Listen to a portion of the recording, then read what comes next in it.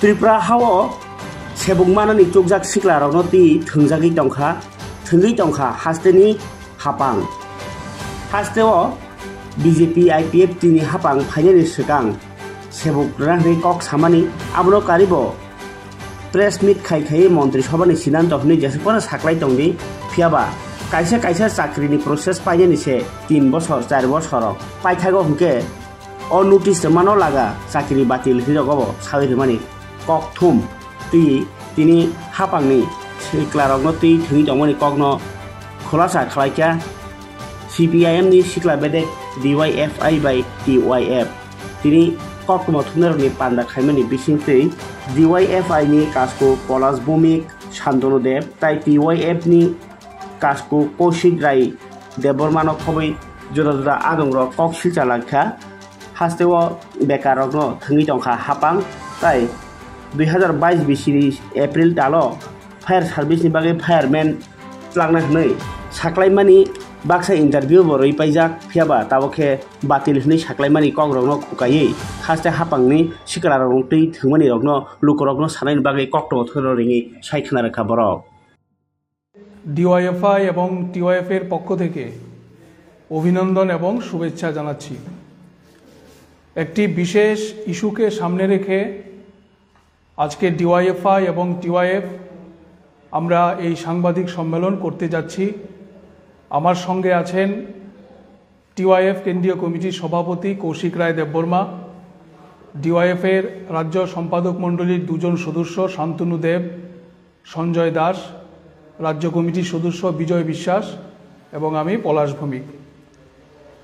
যে বিষয়টা সম্পর্কে আমরা মিডিয়ার বন্ধুদের মাধ্যমে রাজ্যবাসীকে অবগত করতে চাই সেটা হলো, আমরা লক্ষ্য করছি যে বিগত 7 বছর ধরে আমাদের রাজ্যে চাকরি প্রত্যাশী বেকার ছেলেমেয়েদের সাথে নজিরবিহীন প্রতারণা করে চলছে রাজ্যের বিজেপি IPFT এবং বর্তমানে ত্রিপুরামতার জোট সরকার।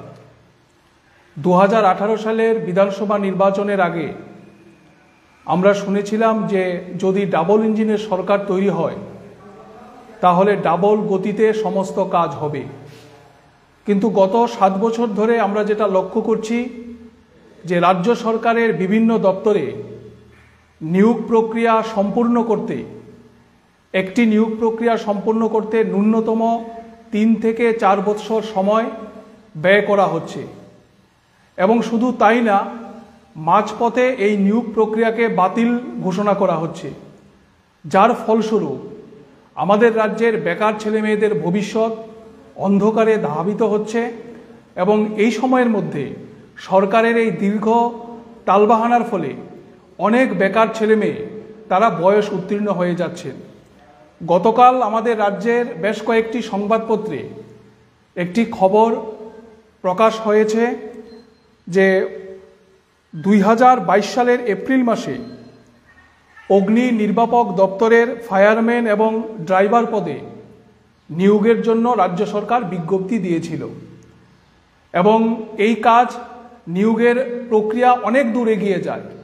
কিন্তু আমরা দেখলাম যে হঠাৎ করে রাজ্য সরকার এবং অগ্নি নির্বাপক দপ্তর তারা গত পরশুদিন বিজ্ঞপ্তি জারি করে এই নিয়োগ প্রক্রিয়াকে সম্পূর্ণভাবে বাতিল বলে ঘোষণা করে দেয় এবং যে ঘটনা এর মধ্যে সামনে আসছে যে এই নিয়োগ প্রক্রিয়া বাতিলের পেছনে নানান ধরনের অসঙ্গতি, নানান ধরনের দুর্নীতির গন্ধ পাওয়া যাচ্ছে এবং শুধুমাত্র এই অগ্নি নির্বাপক দপ্তরের মধ্যেই না, গত 7 বছর ধরে যে সমস্ত দপ্তরগুলিতে চাকরি হয়েছে অনেকগুলো ক্ষেত্রেই আমরা দেখলাম চাকরি হওয়ার পর নানান ধরনের অসঙ্গতি, দুর্নীতির ঘটনা এগুলো যারা চাকরি প্রত্যাশী তারা প্রকাশ্যে মিডিয়ার সামনে বলতে শুরু করেছেন। বিশেষ করে TSR এর নিয়োগ প্রক্রিয়ার পর প্রকাশ্যে আমরা দেখলাম যে অর্থের বিনিময়ে চাকরি দেওয়া এই জাতীয় অভিযোগ তখন সামনে এসেছিল।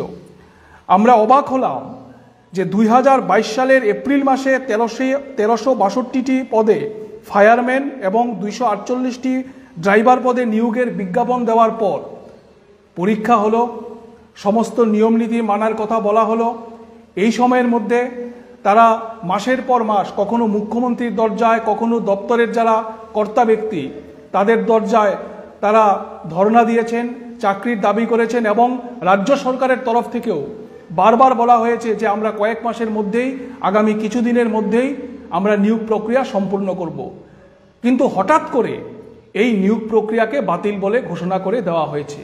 আমরা ডিওয়াইএফআই এবং টিওয়াইএফ দারুণভাবে উদ্বিগ্ন, কারণ 3 বছর ধরে তারা এই চাকরির দাবিতে লড়াই করছেন, যার ফলে আজকে এই সময়ের মধ্যে অনেকেই বয়স উত্তীর্ণ হয়ে গেছেন।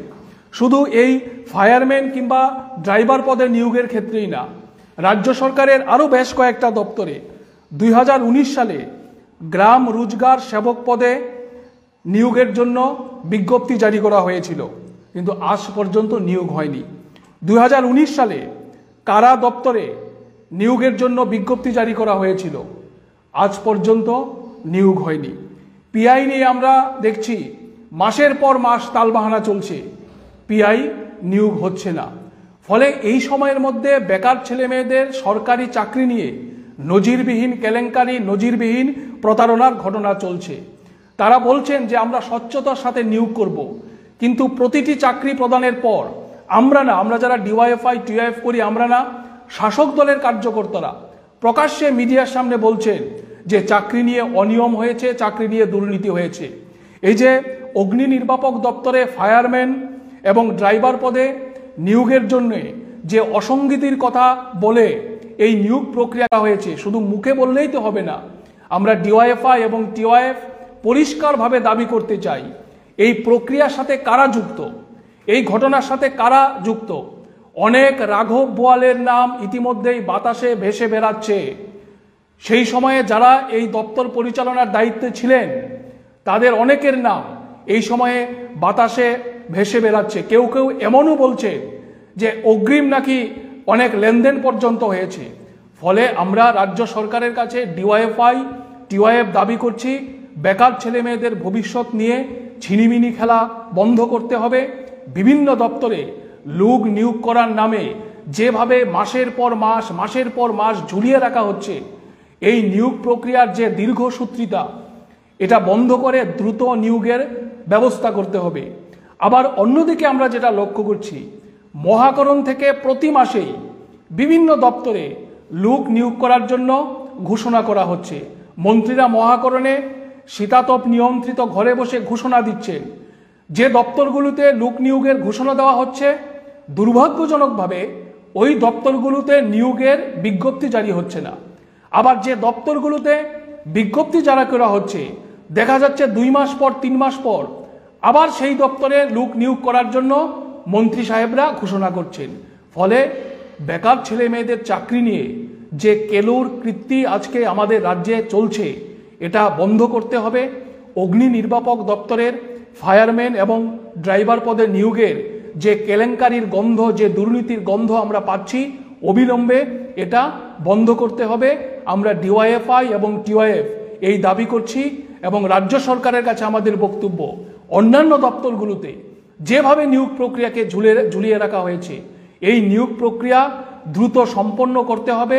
বেকার ছেলে মেয়েদের ভবিষ্যৎ নিয়ে কোনো মতেই ছিনিমিনি খেলা চলবে না।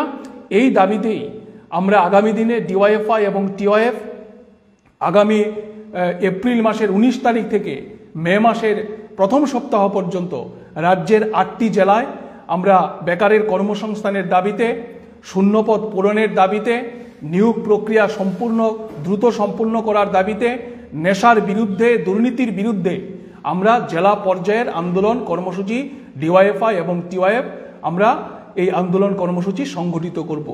রাজ্যের সমস্ত অংশের যুবক যুবতীদের কাছে আমাদের আহ্বান থাকবে যে দল মত ভুলে গিয়ে এই রাজ্যকে বাঁচানোর জন্য, বেকার ছেলে মেয়েদের ভবিষ্যৎকে সুরক্ষিত রাখার জন্য এই আন্দোলন কর্মসূচিতে আপনারা এগিয়ে আসুন এবং যে দুর্নীতি হচ্ছে সরকারি চাকরি নিয়ে তা বন্ধ করতে সরকারের উপর চাপ তৈরি করুন।